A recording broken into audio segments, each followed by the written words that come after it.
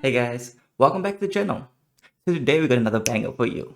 Today we're going to talk about a GPT called Conspiracy Files. Yeah, Conspiracy Files is a GPT which was created to take you through well-known and famous conspiracies and Mandela effects. Basically, the game gives you 6 multiple choice questions, you get to answer them, and then gives you a reward at the end in the form of a badge, a personal rank, and giving you the opportunity to try again. So, how does the game work? The game starts us by introducing you to a character named Eli. Eli then asks you to follow him down the rabbit hole. If you choose to follow him, he'll give you 2 tickets which you can then trade in later on for assistance if you have any trivial questions. Once the game starts, Eli will present you with an image, a hint, and a question. These questions could consist of: what is commonly believed to create crop circles?